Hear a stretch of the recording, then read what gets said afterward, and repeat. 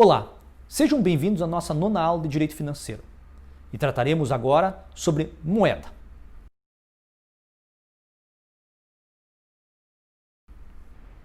Ricardo Lobo Torres dizia que o dinheiro ou a moeda colocada monopolisticamente em circulação pelo Estado servia para ampliar o horizonte das pessoas, para conceder-lhes liberdade. O dinheiro é um terceiro bem, um instrumento de trocas, um instrumento fundamental para as pessoas poderem satisfazer suas necessidades. O dinheiro por si só não satisfaz as necessidades, mas sim permite que essas necessidades sejam satisfeitas. O Estado também se utiliza do dinheiro, o dinheiro que emite. Afinal de contas, é o próprio Estado, como disse Ricardo Lobo Torres, que emite esse dinheiro. E o Estado precisa desses recursos, desse dinheiro, para poder pagar por suas obrigações. O Estado, atualmente, não se utiliza do escambo, da troca de um bem por outro, que não o pagamento em moeda. A moeda, portanto, é necessária, é fundamental para que o Estado funcione. Vou começar com uma provocação. Nós passamos agora por uma crise de saúde e também uma crise econômica que está crescendo. O que eu pergunto é, não bastaria que o Estado emitisse mais moeda para sustentar essas novas despesas, especialmente as despesas sociais relacionadas à Covid-19, como o pagamento do auxílio emergencial? Bastaria então o Estado emitir dinheiro para pagar essas obrigações. Não seria suficiente essa medida? Há alguns que defendem. Aqui no Brasil, André Lara Rezende, um economista reconhecido no meio acadêmico e que vem publicando diversos artigos no Valor Econômico, no jornal Valor Econômico, defende que o ideal seria, de fato, o Estado retirar as amarras para emissão de dinheiro. O Estado poderia emitir à vontade, se endividar à vontade, inclusive, e não haveria mais essas amarras. André Lara Rezende defende essa posição, mas é contraposto por vários outros economistas. Economistas que negam a possibilidade de emissão à vontade de dinheiro pelo Estado, ou então o endividamento do Estado. Fato hoje é que o Estado paga as suas obrigações em moeda. Nós vamos estudar adiante a emissão da moeda, mas é fato que o Estado depende do pagamento em moeda para sustentar as suas obrigações.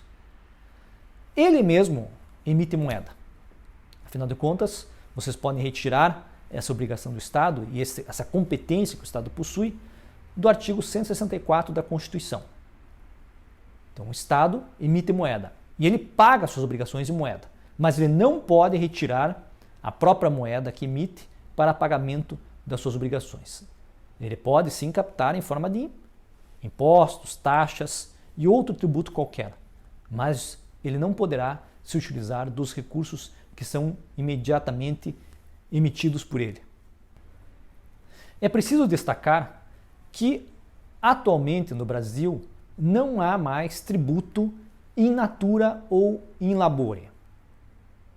Ou seja, o Estado não pode receber pagamento de tributos por bens ou por serviço, salvo se receber em dinheiro. Apenas dinheiro poderá ser recebido pelo Estado.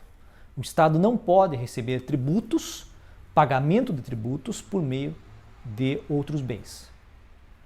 O Código Tributário, nós veremos em seguida, autoriza que se extinga obrigações tributárias por outras formas que não pagamento em dinheiro. Mas o pagamento só pode ser feito em dinheiro, em pecúnia. A moeda é, como disse, um terceiro bem. É um instrumento de trocas. No passado, a moeda se confundiu com outros bens que fossem de fácil troca, ou seja, que fossem líquidos. Uma característica fundamental da moeda é a sua liquidez, ou seja, a facilidade de ser um bem intermediário de trocas. Tanto que o termo pecúnia vem da palavra gado, ou pecus em latim. Mas outros bens podem ser utilizados como moeda, como o sal, no passado já foi utilizado, metais preciosos, papéis, podem ser utilizados como meios de trocas. A moeda emitida hoje pelo Estado, de forma monopolística pelo Estado, é uma criação moderna. Eu posso aqui citar uma boa obra para vocês, e recomendo essa leitura, uma obra do Niall Ferguson, um historiador inglês. Eu deixo aqui para caso vocês tenham interesse em ler este livro, eu recomendo a sua leitura. Mas no decorrer dos anos, no decorrer dos séculos, o bem intermediário de troca se transformou. A partir do século XIX, no Brasil, o próprio Banco do Brasil, a criação do Banco do Brasil no início do século XIX, com a vinda da família real, tinha como mote a emissão de moeda. Naquela época, o Banco do Brasil, com a vinda da família real, servia como banco de depósito.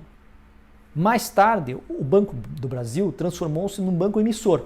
Em muito pouco tempo se tornou-se um banco emissor. Ou seja, captava metais preciosos e emitia boletos, emitia bilhetes, representando uma certa quantidade de metais. E esse bilhete poderia ser trocado por outro produto. Ou seja, ele representava uma quantidade de metais que poderia, então, este bilhete, ser trocado por outros bens. Mais tarde, o Banco do Brasil passou a ser emissor independentemente de lastro. Ou seja, passou a emitir mais bilhetes sem a quantidade de lastro em suas reservas. A finalidade disso foi financiar a coroa no século XIX. Os bancos, em geral, descobriram que os saques eram ordenados. Ou seja, nem sempre as pessoas que depositavam o metal precioso e retiravam um bilhete representando esses metais, as pessoas nem sempre buscavam novamente esses metais preciosos depositados. Os bancos assim puderam passar a emitir bilhetes sem o lastro a fim de se financiar. Isso aconteceu com o Banco do Brasil aqui no Brasil no século XIX. Um excesso de emissão de bilhetes leva, eventualmente, à quebra do banco. Se todos os depositantes decidirem ir no banco retirar o seu metal precioso e não houver lastro suficiente para os bilhetes que forem emitidos, não haverá metal precioso suficiente para atender a todas as retiradas, o que leva à quebra do banco. Assim, na primeira metade do século XIX, o Banco do Brasil não suportou. Em 1928, o Banco do Brasil quebrou, com apenas 20 anos de idade. Com o passar do tempo, os bancos voltaram a funcionar e tornaram-se bancos emissores. No Brasil, o Banco do Brasil foi banco emissor por muito tempo e agora o Banco Central tem o papel de emitir moeda. Então, o Banco Central atualmente é que emite a moeda que circula em nosso país. Observem que hoje não há mais lastro. Não existe nenhum lastro em metal precioso. A moeda em circulação, ou seja, o papel moeda que circula, é emitido conforme as necessidades da economia, as necessidades da sociedade. Por isso que se discute, na pandemia, se o Estado não pode emitir à vontade, se o Estado não pode emitir mais moeda.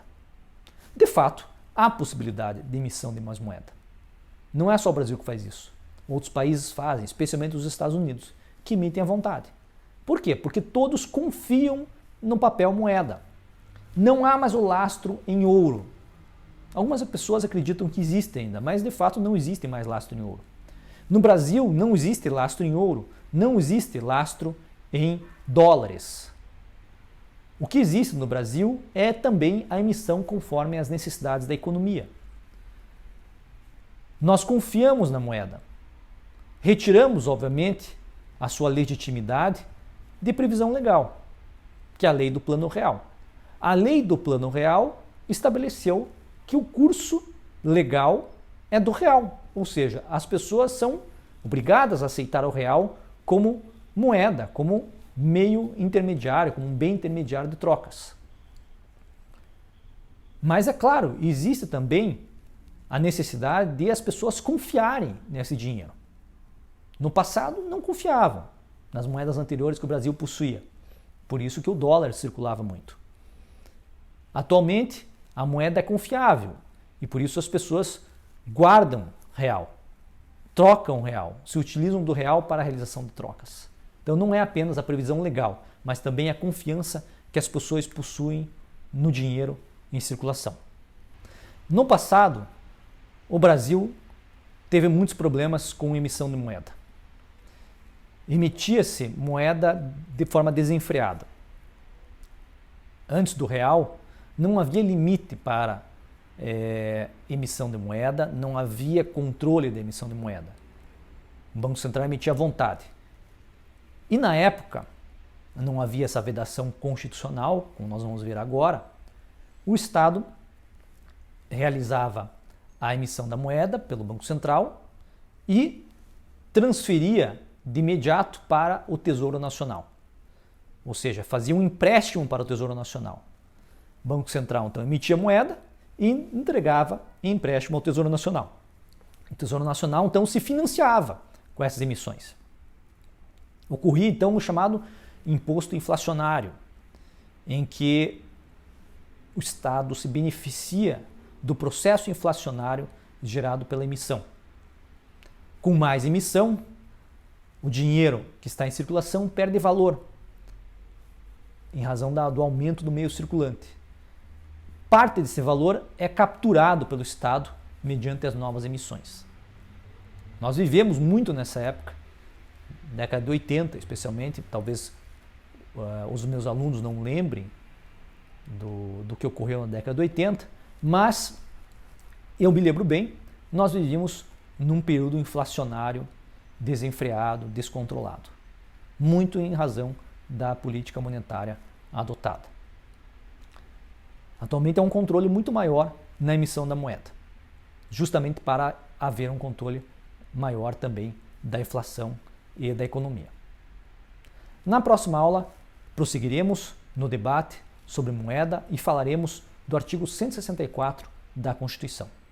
Até logo!